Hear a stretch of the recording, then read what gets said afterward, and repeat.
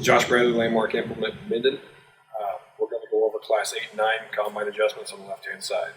There isn't a whole lot to these, I guess, depending on the crop you're harvesting.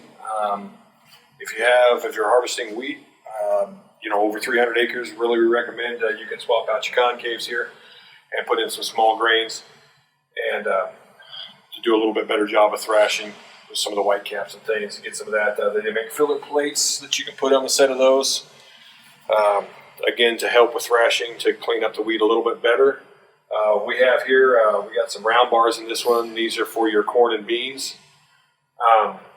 They do make inserts for your round bars that can be used for minimal acres of wheat. Again, they won't do the best job, but it will thrash. We put those in also for milo in this area. Again, we make a set of large wires for milo. They'll do the best job you can possibly want out of milo is your large wire concaves. So we kind of have that. Again, if you do swap concaves, we recommend a level job when you do swap them. So it doesn't matter if you did 400 acres of wheat, you put them in, you probably better make sure they're leveled again. So when you swap them out. Leveling wise, when you level a concave, we'll have it sucked all the way up.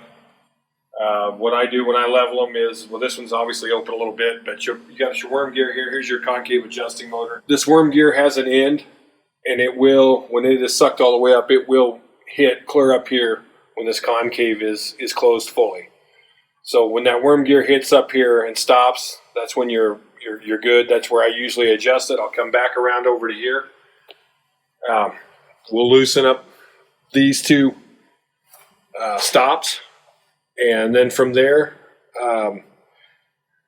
you kind of take out one of these separating grates back here so you can, you'll put your rotor in neutral with one of these out. You'll spin your rotor around and you'll start adjusting the front first.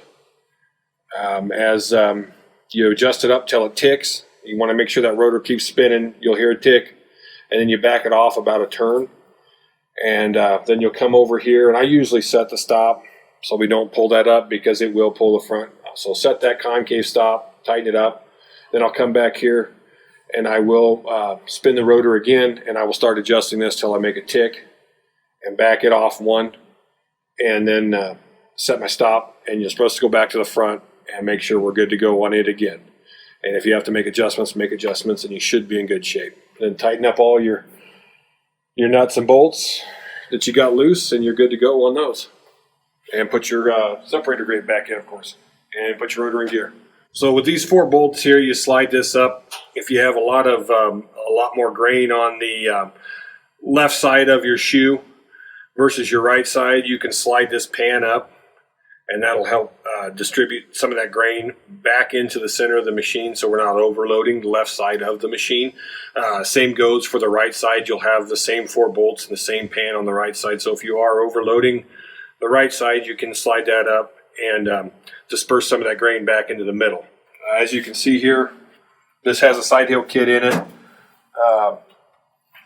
So basically from the shoe augers back over your pre-cleaner through your, this has a extension in it, through that extension, and onto your chaffer frame you'll have a side hill kit that'll kind of keep that grain flopped up into the middle so it doesn't spill to one side, and then you'll have no way of getting it separated.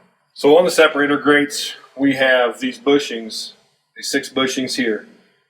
For wheat, they are in actually the smaller grain position. For corn and beans, you would actually take those bolts out here. You would take this bushing and you would put it between this iron piece here and your separator grate to space that down. What that does with that for corn wise is it allows your cob to kind of flow through there a little better and not get as broke up. If you are getting a bunch of corn cobs in there, we usually don't mess around with it. We usually set them in there for corn and it's done and over with, so we don't take that risk of putting corn cob mix into the grain tank. So we do recommend getting those set in there.